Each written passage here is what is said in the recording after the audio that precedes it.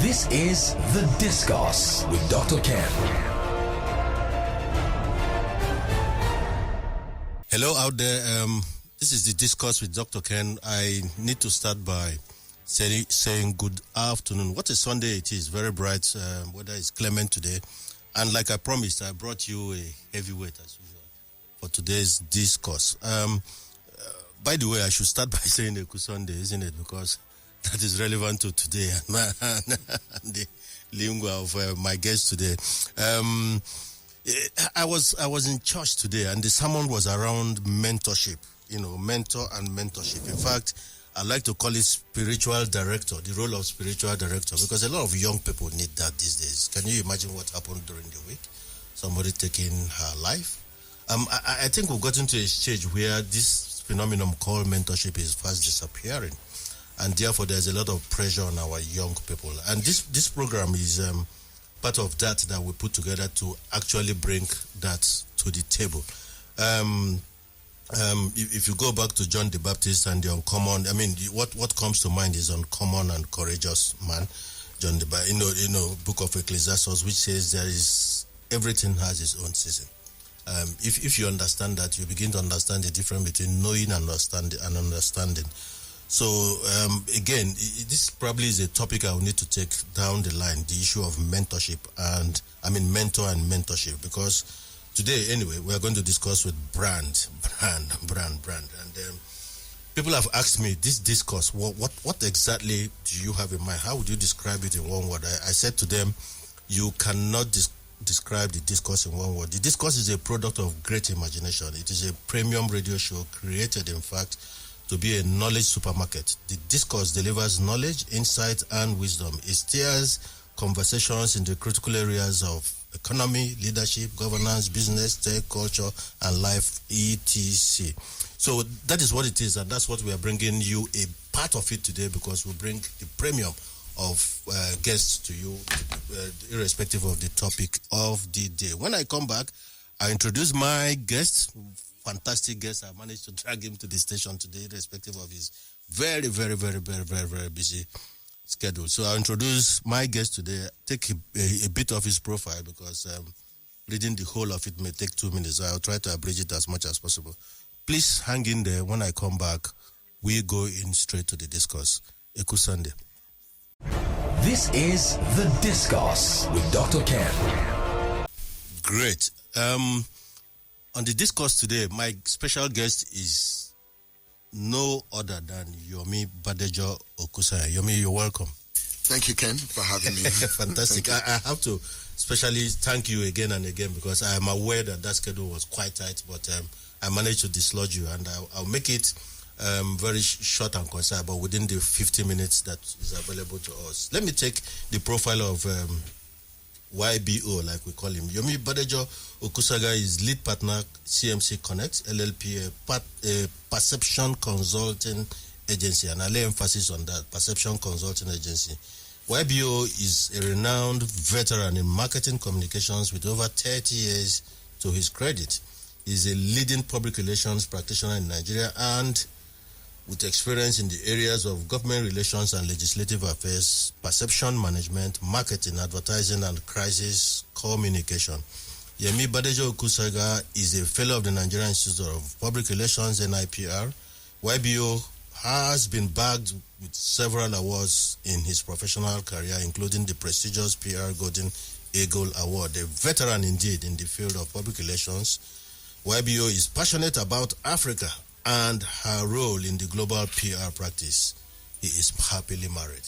You could say I managed to make it like a miniskirt. What do they say about miniskirt? It's just long enough to cover to arouse sufficient interest, but just long enough to cover the main subject matter, isn't it? Welcome, YBO.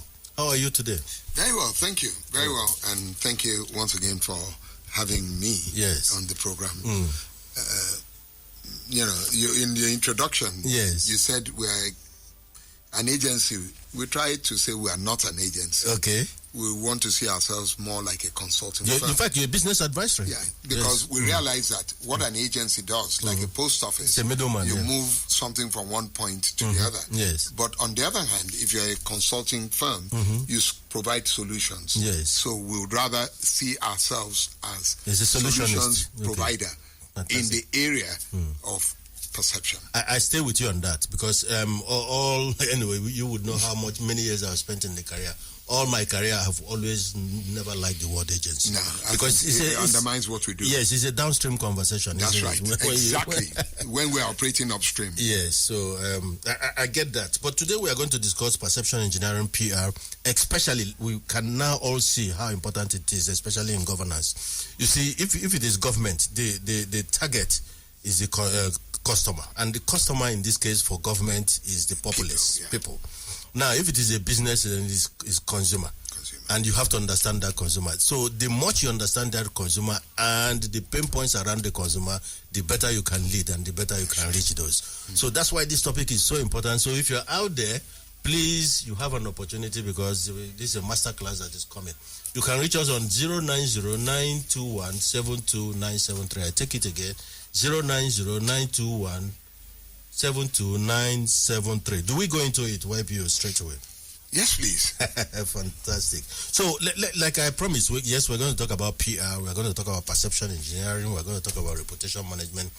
But all this were put together in order for us to reach consumer. And the way to reach consumer, you require a proposition which is called brand. Yes. So if you were talking to a 9-year-old, just assume I'm a 9-year-old, what this thing called brand, what is it? You know, what is a brand and why do companies need to build their brand? Okay. I could give you the academic definition of what a brand is. Yes. But basically, a brand is about differentiation. Okay. It is a product with a differentiation. Okay. And you highlighting what that differentiation is. I was speaking to a friend of ours who resides in Ghana. Okay. And she was around last week. And her name is Otolori. Okay. Otolori in Yoruba language means she walks separately. She came separately. Okay, she came separately. You know. And if you find in Yoruba, in a Yoruba family, maybe they are all girls. Okay. And there's only one boy. Okay. That boy is called Okonlawon. Okay. Which means he's one out amongst others. Differentiation. Okay. So basically, what is it? For a product to have benefit, you must communicate the differentiation. So why is product A better than product B? You must sell that differentiation. Now, that differentiation may be intrinsic or it may be, like extrinsic. Yes. So let's take two brands, and I hope I'm not going to be charged for this. I don't work for them. I permit you to. Yeah, Mercedes and BMW. Okay. Mercedes will tell you that engineered like no other car. Engineered like no other. Now, is that true? Is when you put a Mercedes beside a Rolls Royce, which one is more expensive? So we probably want to imagine that maybe a Rolls. A Rolls will be more, or a Ferrari, or a Lamborghini. But they've taken that positioning, which says that, look, guess what? In the totality of what you're driving, we said this piece of article is engineered like no other. Yes. Or BMW will tell you the ultimate driving machine. Yeah. So when you sit behind the wheel and you press that push button that starts the engine, you feel it. Yes. What comes to your mind is this is the ultimate driving machine. There's an oomph. Yes. There's an oomph. Yes, that's right. Yes. Or Coca-Cola can tell you refreshes like no other. Is that true? Yeah.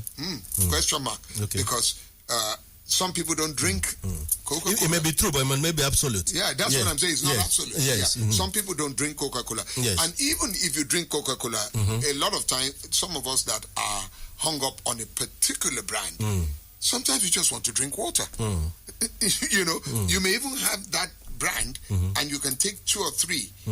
But what you really want at that time is plain, simple water. So nutshell, a brand is a product with differentiation. Fantastic. I'm happy you went that granular, because this, every day on the streets, even in very sophisticated offices, I hear people use the word brand loosely. And it's almost bordering on annoyance, because really, this is a very serious matter. Branding is science, and it is a science that is weaved around consumer. And if it is about consumer, it means that there is some data around it. And for you to understand data, you have to be very, very strong in your analytical skills. Because you need, what do you get out of primary and secondary data is insight, hindsight, insight, and then your foresight. So there's a lot of planning around it. So for the benefit of people listening, for example, like Yomi said, branding is not makeup artistry. When I hear people say brand, they just say, when they repaint their offices or move the chairs around, they say they've rebranded. And there's nothing like rebrand. If you ask me, is either you have a brand or you don't. Or if you have an old brand like Omo, for example, or Nokia, then you have opportunity to just annihilate it and build depending on what the DNA and the architecture for. So it is not a falsehood. It is reinforcement of the intrinsic values of a product promise, like I hear you say. So I'm happy you captured it, because in one word, brand is a promise kept, isn't it? That's right. Exactly. Yes. The day you please permit me to use examples. Yes. The day you drink a product, let me just give you like Star, and it starts tasting like, give me another brand. A trophy. Yeah. There's a problem. Yes. There's dissonance. When you buy a bottle of Star or Heineken or Trophy and you open it, there's an expectation. There's expectation, yes. And once those expectations are not met, yes, and usually when it's in a beverage, it has to do with taste. Yes. Then you begin to doubt and you say, is this right? Yeah. So it is about promise, and once that promise is not delivered, then there's a problem. Yes. And that's what people do not understand. In it. How important and how sophisticated this conversation it is. It is, because what people mistake as branding is imagery. It's imagery, yeah. Yes, it's like that's why I say this. They think it is just being a makeup artist. That's right. It's about I repaint my office and I call it rebranded. Rebranded. It's incredible. What is the promise that I hold? So I hear you. So it's a bundle of benefit. And it's a promise kept. In fact, I add that you keep that promise with ruthless consistency. That's right. Exactly. Yes. Exactly. Yes. So, thank you very much. So, let me give you an example. Yeah. I remember when I was in secondary school, and sometimes we all wanted to go abroad every holiday, long holiday, what you used to call summer vacation. Summer vacation. Yeah. So I was trying to get my mom. My dad died when I was very young. So my mom was one. So I was trying to convince her to let me go. And I remember that British Airways office, I think they were even then known as British Caledonia. I'm not sure. I think they were known as British Caledonia. I can't remember. One Idowu Taylor. Okay. So I went there to go and find out how much a ticket cost so that I could present my case to my mom. And immediately you entered, you could smell London. Yeah. They created London. They created London. The seats were actually airline seats. Okay. And around you, the imagery was as if you were already in London. Buckingham Palace, Tower Bridge, Trafalgar and so on and so forth. Trafalgar Square, and so on and so forth. Double-decker buses. So I almost imagined that I was in London. It increased my resolve to tackle my mom, who wasn't an easy and there's person to tackle. And there's call to action, isn't it? Yes. And they gave me leaflets, and they gave and I was just going back home and saying, man, I have to do this. Woman, I gotta do this. Yes, I get that. So let's get into the process. Is the process of building a brand developed to protect the brand or expand the business and its profitability? Because for the Nigerian businesses, there's just too much emphasis on profitability. It's always transactional. So the question is that, are brands built to protect the brand or expand the business and its profitability? Are brands built to protect? What is the essence? Why do we build brands? Basically, is it for profitability or to protect? Well, they will tell you that in every business, yes, while profit is important, it's about satisfying your consumer. Yes. And that's what the brand... I think that's the most important. Yes, that's because if you do that, then you've built the business. Exactly. And you've perpetuated the business. Yeah. In fact, I have building a brand and focusing on profit is like playing a tennis match and you are focused on the scoreboard. Wow. The scoreboard is important because it tells you what's going on. Yes. But what... That's outcome. Yes. Outcome and output. Output and outcome. And outcome. Yes. So why the scoreboard is important to tell you what is going on. It's the match that drives the scoreboard. Yes. You find a situation where I'm an ardent Arsenal fan. Okay, are you? And we're not doing as well. No wonder you're civilized. But you are. Just, thank you. Yeah, just one game and a draw away from being the top.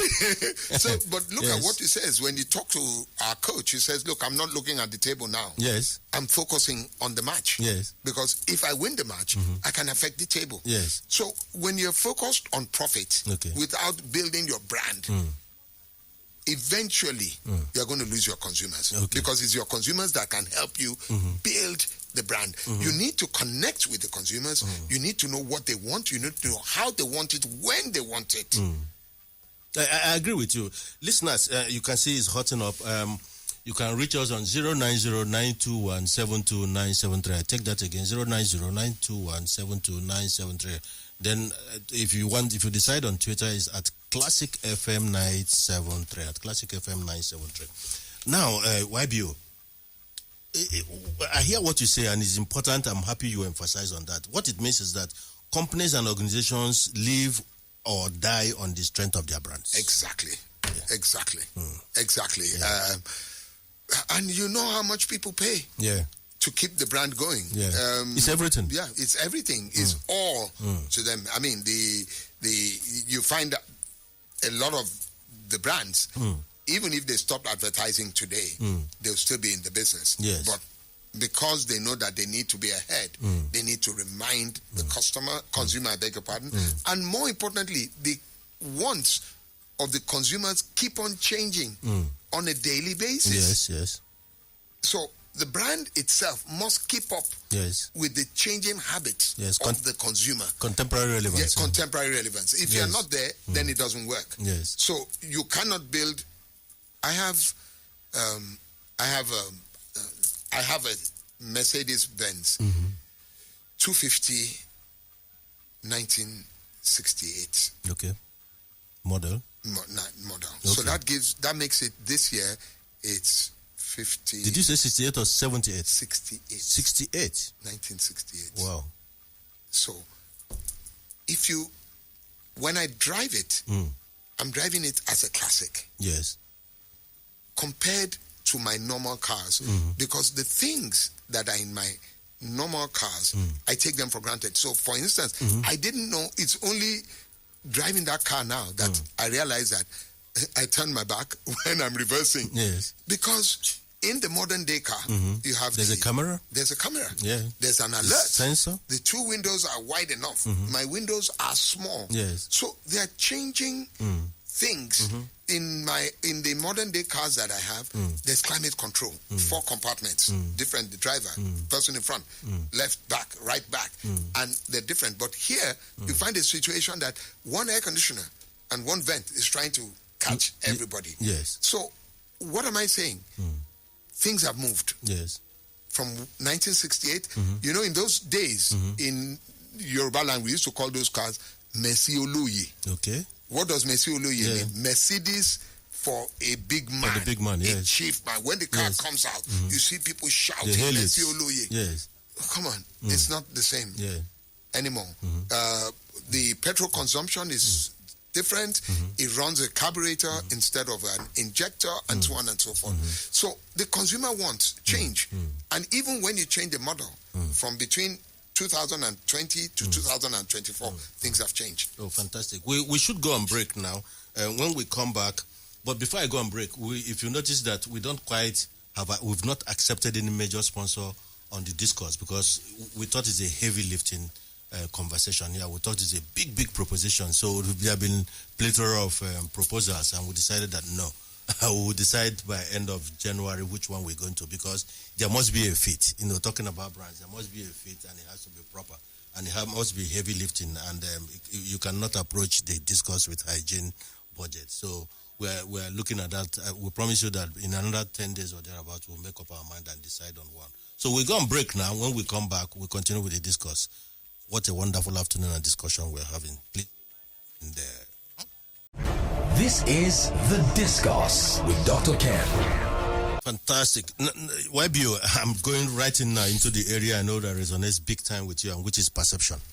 And there is no better time to discuss perception than now. We can see what is happening around us, around government, around businesses. People, if they didn't know, I would like to remind you that you are as good as you are perceived. If you deal with your perception, you build your brand, you would have built the business. Then if you are government or you're a government official, if you don't want the tail to wag the dog, like we are seeing in some instances, what you needed are people who are specialists in this area around you, not just PR for the sake of it, but strategic communications. So let's go into perception. Consumers, for example, YBO, make purchasing decisions based around perception of the brand rather than the reality of the product. Do you agree with this assertion? Completely. Please throw light to it. Well, I mean, as we often say, perception is reality. Not exactly. But the truth of the matter is that there are many things we do based on perception, whether it's culture, it's tradition, it's whatever it is. So I don't want to go into some areas, but some people are perceived, or an organization or a set of people are perceived in a certain way. Yes. So, okay, let me use myself. I'm from Ijebu. Okay. And they say Ijebu people are very stingy. Yes. It's a perception. Igbo people following that. Yes. So you find that if an Ijebu man is dating an Igbo... What a combination. What a combination. And then both of them are accountants. Yeah. So, perception. But basically, what is it? Ijebu people are prudent. Or they want to be prudent. They want to be seen as prudent. And that goes on. So you hear this set of people, they are doing this, these people are like this, when you go here, these people are like that. And at the risk of the women throwing bricks at me, you hear people from maybe the Akwa Ibom, Calabar axis. Oh, guess what? They know how to look after themselves. The men. Yeah, okay. Where did we get this from? Yeah. Basically, because we had stories of fattening rooms. That's where it started from. Yeah. That the people from that area in particular, they prepare their ladies for marriage. To learn the basics. Yeah, to learn the basics. Yeah. So then the myth has gone out. If you marry a lady from there, they know how to look after their men. They can cook well. They can, and so on and so forth. Yeah. So yes, perception. If it's not reality, it drives reality. Yes. Great. We have a message, a couple of them here, but let me quickly take that of our mutual friend O.J. Lawson. And I think he's quoting Professor Ted Levitt, like we know, Harvard Business School. He's saying the purpose of business is not to make profit. I want to add here that it should have rather been the primary purpose. Because purpose of business is to make profit. But maybe the primary purpose is not to make profit. Rather, it is to satisfy the customer. The purpose of life is not to breathe without the oxygen that life gives and stuff. So basically, he's reinforcing what we have just said, how important perception is either to individual, to business, or to organizations and government, because you are as good as you are perceived. So what exactly, YBO, is the difference between product and brand? I keep going back to it, because in one sentence, you could see a well-educated person, top executive, he says product. In another second, he says brand. It's because they don't understand the difference. There's a difference between product and brand. And I'm happy that you are here today. You help probably lead us on that conversation, and we just clarify that difference, so that people are careful when they use those words. It requires care. So a product is generic. Okay. So I'll give you an example. Zobo. Zobo is a product. Okay. But then you can take that product and elevate it to the status of a brand, which is what you said, which is an intrinsic promise. So I add that intrinsic promise to that product, and then it becomes a brand. Yes. So let me give you an example. in motors, let me go back to the automobile. Cars are cars. There are 4 tires. Whether it's a Volkswagen, whether it's a Kia, whichever brand it is, whether it's even some of the Chinese brands that we have now, and then maybe to the top end to the Lamborghinis and the Ferraris. And what's the purpose of the product? Is to take you from point A to point B. Yes. But within that ambit, people now desire certain things. I desire a car that has leather seats. I desire a car that can go from 0 to 60 in 2 seconds. I desire a car that is fuel efficient. I desire a car that can take 7 people at the same time. So people, then you begin to elevate the product into a brand status, which says that this brand built on this product can deliver this promise to you. Yes. And you remember in those days, I'm going back to Santana. Yes. Yes. Santana said to us, nothing more to add. Yes. You remember that car? Yes. And every young guy, I'm sure you too desire to have it. Of course, I did. Because it appealed to us. Yes. He said to us, nothing more to add. Yes. Remember the Honda? The ultimate, end of discussion. End of discussion, yes. So, in a nutshell, a product is generic. Yes. And the generic attributes of the product is, if it's a soap, what does it do? It washes you clean. Yeah. But if it is a brand, then it carries that definite promise that when you use or you engage that brand, it gives you the feeling that this is what is being delivered. Yes, thank you very much for that clarification, because I hear that a lot. And if you are listening, you've heard the difference. Because what YBO is saying, in essence, is that, let's get educated here. What he just said, if I could summarize, is that a product is something you can produce, put in the marketplace, it can elicit demand, satisfy wants, it ends. But a brand is much more than that, because it carries huge emotional benefit. And it is that huge emotional benefit that you put a swagger pricing on. That's right. It determines. Yes, it determins your cost. that. So the brand value delivery structure, leading to that question, is normally product, service delivery, agility, and return on investment. Again, I ask, which of these in the box is more important? Is it the product, the service delivery, or in today's world, agility or return on investment? If you ask me, I would say service delivery. Okay. And why will I say that? I think it drives every other thing. Okay. Because in the service delivery, in determining what your service delivery is, your product becomes agile or it becomes, what's the opposite of agile? Yeah, slow. Slow, yes. Yeah, and unwieldy. And unwieldy. Yeah. Because in your service delivery, so let's take, for instance, the way we purchase now. I wanted to buy something yesterday, and I was thinking to myself, where's the shop, and blah, blah, blah, blah. When I could just look onto my phone and have it delivered to my house. So, once you focus on service delivery, and in the changing environment, in the changing wants of your consumer, I believe it will drive every other thing. Yes. My own opinion. Yes, I agree with you. So, listeners, you can reach us. There are a couple of messages, but just to remind you, 09092172973. Let's go into loyalty now, YBO, because I've been in the business of marketing, and when I mean marketing, not selling, because marketing is when you create value or fill a gap in need, as against what people think is marketing, which is basically sales. Sales, yeah. And sales is just exchange of goods and services for profit. The journey ends. But loyalty, a lot of people have asked me, this loyalty thing, how difficult it is. I told them it's the most difficult thing in marketing. In fact, if you want loyalty, you buy a dog to tell you how difficult it is. So, what is loyalty really? And loyalty for me, loyalty is a behavior or a state of mind. Depending on what it is, you decide which one. Because it's loyalty. How do you get people to become loyal to a brand? Simple. Trust. Trust, eh? Complete trust. Okay. Have you, again, I'm going to automobiles. Have you found somebody who drives all his life or all her life, drives a Volvo or Subaru, Yes. which we call Subaru here. They think of safety. Because the truth of the matter is that once they built up that trust, there are some people that drive only Mercedes. Yeah. I know somebody, he only drives Volkswagen products. Okay.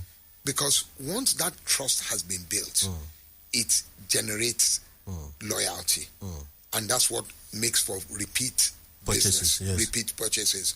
And any brand that wants to get ahead of competition must rely on a lot of repeat purchases, because the cost of acquiring one new consumer is enormous. It's high, it's enormous. And it's tedious. So it's tedious. So you want everybody, and it happened to us, our mothers in those days, maybe a particular beverage, maybe a particular soap, maybe a particular toothpaste. That's what we're using throughout. And I remember, there's an ad that is running on of a toothpaste brand, and the children were asking, the mom announced and says, look, we're changing our toothpaste brand. And they said, why are we? And then I'm sure you probably know the ad. And funny, because changing consumer. It's almost like a family tradition. Exactly. Why do you want to change a family tradition? Exactly. At a point in time in my own house, three of us were using three different brands in toothpaste. But loyalty is key, and loyalty is based on trust. Okay. Fantastic. So, YBO, let's go into what bothers all of us today, which is leadership, governance, and public relations. Now, let's discuss leadership in contemporary times. And we can see, we're all over the place as far as this situation is concerned. What is the role of PR in leadership and governance? How important and critical is the instrument called PR in this space? Everything. And I give you time, because people don't understand why the tail wags the dog. It is everything. And I'm going to be very, very explicit. Okay. Please permit me. Yeah, sure. Without being controversial. Yeah, sure. Now, the government in itself must also be seen as a brand. It is. And the consumer are the people. Yes. And for there to be leadership, there must be followership. Yes. For there to be followership, people must believe in something. Yes.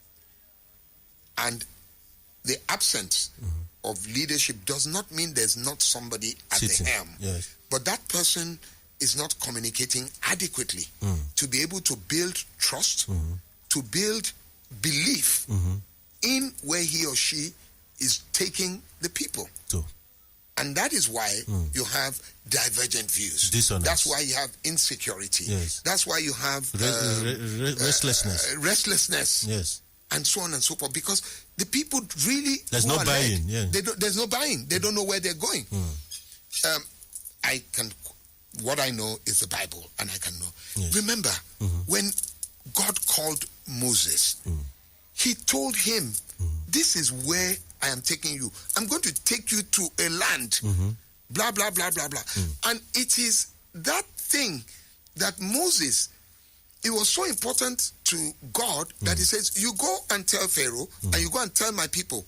That's why Moses said, I can't do it, because remember, I stutter. Because he knew it was so important as a leader to have communication skills. Communication with the people. Yes. That's why he emphasized the fact that I cannot do it. And God had prepared, because God said, what you cannot do, your brother or your cousin Aaron, I have prepared him to do. The one that you can't say, he will say. Okay. Because God knew that communication was or is always essential. Critical. And that's what we are having now. If you ask me, tell me, and I don't mean to be critical, I don't mean to be difficult. This administration, the central, tell me one thing. What do they represent? I don't understand the essence. What does it represent? What's the essence? One thing. Yes. One thing. Tell me one thing. We hear. What's the central message? What's the central message? We hear about renewed hope. What does that mean? What does that mean? It's amorphous, yeah. What does that mean? Hope is not a strategy. Yes. Hope can never be a strategy. Tell me, what do you want from me? What are you doing? What are you giving me? And that you are saying to me that I got to line up behind you. At the beginning of this year, many families did it. Guess what, guys? What's happening this year? blah, blah, blah, blah. This person is going to secondary school. This one is going to university. This one is going to... This year, I am retiring. So there must be a plan. Yes. What is the plan? I must be clearly communicated. That plan. And it must be clearly communicated. I was speaking to someone yesterday, a young lady, and she says, I said, so what do you want to do? And she says, she doesn't even know, and she's in SS3, and she wishes she could take a gap year. And I said, in Nigeria, we don't take gap year. Yes. You know why? Because that year that you are not in school, the school fees has gone. Tripled. By the time you come back, don't even think about it. Yes. Just go to school, finish it. When you finish, we'll get on with it. We'll get on with it. You can do any gap you want. But the truth of the matter is that what is the central messaging of, and like I said, I'm not being critical. I'm being critical. But you're not being malicious with it. I'm not being malicious. Yes. What is the central messaging? What is it? What is that point every one of us should rally around? What should we buy? What should we buy? And what should we hold you accountable for? Yes. So talking, is it measurable? Talking is not necessarily communication. Or being combative, Exactly. Yes. So that whenever I need to do something, we've been here, and maybe we'll get there, we'll talk about that. There was one time central messaging. Remember, Andrew, don't check out. Yes. Nigeria will survive. Yes. Do you understand? Why? There were times that we all were forged around central messaging, and that's what we all... Yes, that defined us. That defined who we are. Yeah. I'm not sure that there is a central messaging here. Yeah, it is a predicament. I thought I should ask that question. Then that takes me to image. By the way, 090921729773. I'm seeing a message who is saying, you know what, there should be 2.0. In fact, there will be 2.0. I've arranged it already in 2 weeks' time. Yomi may not be available, and if he's not, I'm going to bring Martin Anyang, who is going to discuss the consumer as a prisoner of war. So that time we deepen the conversation around consumer. But with YBO, we are going to do a 2.0. I promise you that maybe the second quarter or third quarter of next year. But there's let me just take one more message. Not one more, there's still time. He said YBO is brilliant. Difference between product and brand couldn't have been better explained. He uses very simple words and clear examples. Thank him for us. We are listeners and we are right behind him. So thank you. YBO, you have a lot of fans. Thank you very much. Another one is asking, why is NIPR not guiding government in public communications? Okay, and that's a brilliant one. We are coming in there. Yes. Only in August we have a new president, Dr. Ike Neliakwa. I'm not sure if you're familiar with him. Yeah. And he's come out of the starting blocks very fast. Very fast. Okay. There are many things that we're doing. Okay. One, in April, we're having what we call the National Nigeria Public Relations Week. And basically, what is that? Is to set the agenda for us. It's holding in Abeokuta in April. I'd like to attend. Yeah. Yes, please. I'm using this. Coincidentally, I'm the chairman. Oh, fair. So I'm the chairman. In fact, I'd like to attend. That's if we are not participate. even asking you to speak. To speak, because basically what we say, we want to use it to set the agenda for reputation management for the country. And the focus, the theme of the Public Relations Week is the economy and reputation. That's all. And hopefully we'll be bringing the Honorable Minister of Finance and the Coordinating Minister of the Economy.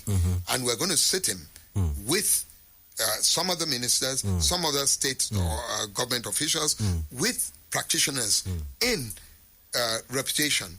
And we will let them know that there's a correlation, there's a nexus. Direct correlation. There's a very strong nexus between economy and reputation. Yes. Such that when your reputation dips, your economy is bound to dip. Yes. And when your reputation improves, your economy is ready. I believe that the government of the day, and many governments even before this one, have not been able to understand and walk that nexus, which is why we are struggling. Yes. I agree with you because, like I say on this program every day, there's a difference between knowing and understanding. Can I give you an example? example? Governments, successive governments, they know or think they know, but they don't understand. They don't know. It. Just Rwanda. I've been a couple of times. So I was at the bar speaking to someone, and we all know the issue between Tutsis and Hutsis. Yes. If you go there, you go to the Genocide Museum. Yes, I've been there a couple of That's times. the biggest thing. Yeah, there. in the capital. Yeah. And I was at in the hotel at the bar talking to him. I said, "Oh, hi, how are you?" To the barman, and I said, "Which one are you? Which one are you? Are you Hutsi? Are you Tutsi?" He said, "I'm Rwandan." Rwandan, yes. I said, "Yes, I know you are Rwandan. Before Rwandan. you are Rwandan, Which one? Which one were you? Were you Hutsi? Were you Tutsi?" I just come back from the museum and I was discussing what I saw there. And he insisted. He kept saying that I'm Rwandan. I'm Rwandan. Yes. I'm Rwandan. In life story, South Africa, when apartheid had just been lifted, and at table, yes, at breakfast table, somebody said to a waiter, "Is it possible for me to have some sugar?" And do you know what the waiter said? In South Africa, everything is possible. Yes. So you can see the central messaging. Yes. You can see the marination of minds and ideas. From what I see, if I were an advisor to President Bola Ahmed Tinubu, he needs to bring it all together. Yes. And all the different arms of government Yes. must be singing from the same hymn sheet. Yes. Right now, that is not happening. That's not happening, yeah. There's so much pulling in various directions that it is dissipating energy at the center. And the talent for that is not old journalism coming from Old Testament. At all. And with due respect, it's strategic communication. It's strategic communication. Yes. We have this debate between journalists and public relations. I don't have a problem being journalists becoming public relations their role, but go and get the training. Yes. It's like saying that because I've been a nurse for donkey years, it has elevated me to be a doctor. Yes. No, sir. It doesn't work that way. It doesn't work that way. If you're a nurse, guess what? Even if you're a nurse of 20 years, 25 years, if a doctor starts, the first day he starts and qualifies, he's your senior. He's ahead of you. Yeah. He's ahead of you. Or in the military, you have a regimental sergeant major, what we call the warrant officers. They are the ones who train the people who are going to become officers, what we call cadet officers. The day that they are commissioned, until then, they salute. It deserves a salute. The RSM. But the day they are commissioned, the RSM the role reverses. The role reverses. Yes. It's anyway. It's like I said. The discourse is always a masterclass, and today couldn't have been different. A lot of messages. Can I take one more? Since 1991, public communication between government and the people has been grossly inadequate and inefficient. Could part of the reason be government preference to appoint journalists and not strategic communications people? That this thing is strategy, and more so people who understand business, who understand P&L, who know what proper foundation for it, and the foundation is consumer, and you need to understand in this case, if consumer, it is the populace is the consumer and the government is the businessman. So you must understand that nexus. Again, it's coming from our friend O.J. Lawson. YBO, image is everything. Exactly. Isn't it? I mean, it's an integral part of reputation building. Yes. It's integral, that's the word. It's actually integral part of reputation building. Yes. Imagery. What comes out? What do we see? What is conveyed? And we see a lot of that. And if we're talking about governance, again, allow me to be a bit controversial. A few days ago, or about a week ago, a promising business in Nigeria, the government wanted to show that they were not tolerating corruption, whatever, and we found anti-corruption officials raiding the offices of Dangote. Now, that's imagery. That has gone worldwide. Yes. You are saying in one hand that people should come and invest in Nigeria. And yet, now, don't get me wrong. I'm not saying if Dangote Group has infringed laws, they should pay for it. Yes. They should be sanctioned. They should be dealt with. I mean, but that is the wrong imagery, the wrong signal.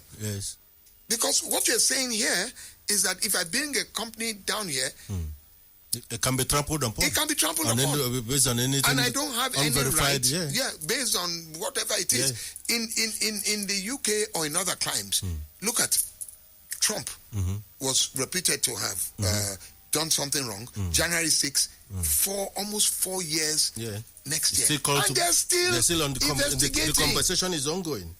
Yeah. So imagery is critical because that's Dangote. Well, Forbes says, or some magazine says, it's now second richest, but in many books it's number one. That imagery has gone out. Yes. So YBO, how fragile is perception? Very. Because you can build it for 10 years and it disappears in 10 seconds. In 10 seconds. I think it was Warren Buffett that said something like that. Yes. You understand? That you can build and it only takes 10 seconds to crash. And we've seen that across. Look at Super Cup Kyari. What happened to him? Yeah. I'm sure if Kyari had not been found himself in this thing, Powers will be shouting now that he should be the next IG. But look at and it would have been it wouldn't have been out of place. He wouldn't have been out going of by place. The perception around him. I had a personal interaction with him. He's effective. Brilliant cop. Brilliant cop. Yeah. Brilliant cop. There was a naughty issue that happened domestically, and he helped us to solve it. Okay, let's move. There's some guy is saying, because I took you through the what I call the brand value delivery structure, where I said product, service delivery, agility, and return on investment, which one is most important? And you say service delivery, which I agree. But I also agree because Igwe Bernard here is saying that agility, especially in today's world that is fast-paced. So it's a conversation that is rife. Now, you've been in PR practice, YBO, for over 3 decades or about 3 decades. Yes. When would you consider the golden years of this practice? Does it align with the golden years of our economy? Well, when we talk about the golden years of public relations, I think at the height of it is when we had Alex Akinyele as our minister. Okay. He was a fellow of the Nigerian Institute of Public Relations, and I believe, I'm not sure, I believe he was a past president. But then that's when the decree was promulgated for public relations, which has now become an act of the National Assembly, which says that you cannot practice public relations under whatever nomenclature without being a member of the Nigerian Institute of Public Relations. Otherwise, you are liable to have committed an offense, which is punishable by a fine, a jail term, or both. And I think that at that point in time, there was a lot of cynosure on, or public relations was a cynosure of many. So when people talk about, where's our golden age? Years, yes, that was then. And in those days, you had the UACs, you had the multinationals, and you remember those days? Oh, yes, I lived through it, yes. I lived it, on our fingers, we would count who is the communication person here, who is this person, who is that person, and so on and so forth. We knew all. We knew ourselves. Yes, we knew ourselves, who the PR persons were for the different organizations. That has changed now. Although I believe that will be coming back with the kind of NIPR that's why we're trying to rebuild. And that's why, you remember I started the program with mentorship. So we need to work hard on that. I didn't realize that the guy who sent that message is real. His name, this is my friend, even Barrister Onwuka Igwe, fantastic lawyer and great mind. Thank you, Barrister. I mean, the message on which one comes first, and he believes agility. Now, this thing called free market, has it opened the door ajar for quackery? Because around this area, and with due respect, I see a lot that smells like quackery to me. You see, I read somewhere that in another few years, 10 years, 15 years, the professions as we know them today would have been broken down. Because when you talk about AI and so on, AI can give you a contract. There's so many things that can happen. So what the effect of that is that people are going into areas that ordinarily you would have had to go through some tutelage to arrive at. And therefore, in my own opinion, there's still a lot of things not up to scratch. So let's take where we are, a radio station. In those days, for you to qualify to be on air in FRN, Radio Nigeria or NBC. It requires some sophistication and training. You have to go to the School of Broadcasting and so on and so forth. But here, anybody can pick up,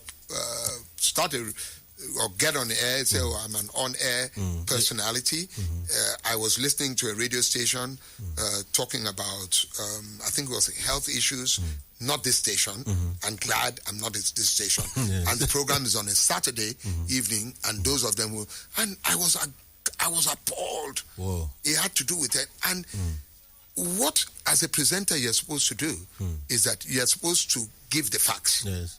And people make up their opinion. Yes. Am I right? Yeah, sure. But when you go and you're castigating people, can you see this one? And, clapping our hands on, hissing on, in my own opinion, talking down. The Jankara spirit to it. Why? Maybe because that person could afford to sponsor the program and say, oh, you want, okay, take it. And I didn't think that was very professional. Okay. So you find out that in many cases, there's a lot of quackery. Yes.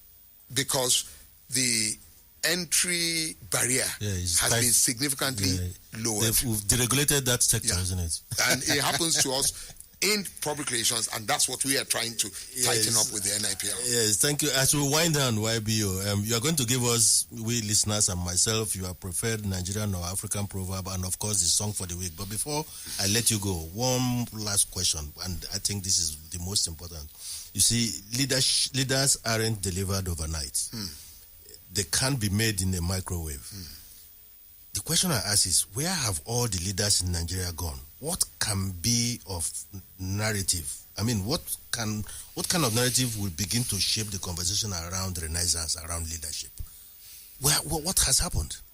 You see, there's been a breakdown of the social structure, right from the family. And so, in our days, you told me about your dad. I remember one conversation. Okay. And you did something. And for how long? He wasn't talking to you. Yes. And both of you are living in the same house. He kept malice with me. He kept malice. Because he thought I was progressing in error. You are progressing in error. You understand me? So there's a build-up, the structure. Now, when, like you said, the tail begins to wag the dog. Yes. So from the family unit to the community, to the state level, to the national level. Even in our estates today, you can't even get a leader. Yes, just communal estates. What values are we promoting? Yeah. I read somewhere, somebody said that, look, if we're not careful, and I think we're even already there, whereby our children will think that there's no dignity in labor. Yes. As long as you have this money, money is what everybody respects. Yes. So that But then the end justifies the means. Yes, that has then eroded the values which we hold very dear. Okay. Let me say this. One of the biggest challenges that this government has is the values and national orientation initiative that they must put in place. And we've not had a conversation around that. Yes, we have not had Neither have we seen any appointment around that. No, there's a point. There's Larry, he used to be APC spokesperson. Okay. But this is not about being spokesperson. Well, I'm just again, it's strategic communication. He's actually a member of the Nigerian Institute of Public Relations. Yes. But there's even a group that I am involved in at the leadership at the NIPI. It's called the National Reputation Management Group. Okay. And what it is that we're supposed to revive the leverages that drive reputation. And one of the biggest things is values and orientation. Yes. Today, I don't know, I haven't been there in a while, but the last time I drove past the Yaba bus stop, they were still queuing. Which started from the days of why. Yes, war against indiscipline. War against indiscipline. They still queue to get into buses. Yes. Orderly. And I'm sure some of us, some people cannot believe that at a point in time we could go to London without visas. This visa that we are queuing for. We could go to London because some people cannot believe that at a point in time, 1 naira was worth $1.20 or something like that. 70 kobo would buy you $1 in the same country. Yeah. Some people cannot believe that at a point in time, the price for a car, Beetle, was maybe 2,400 naira. 504, I think, was about 5,000. 5,000. Yes. and then maybe at a point moved up to it. She's shaking her head. Yes. It did happen. It happened, in yes. this country. Yes. Mercedes-Benz was sold for 8,000 naira. Yes. You know why? Because the Japanese. And we are not talking of Tokumbo cars. Yeah. No, brand new. Yes.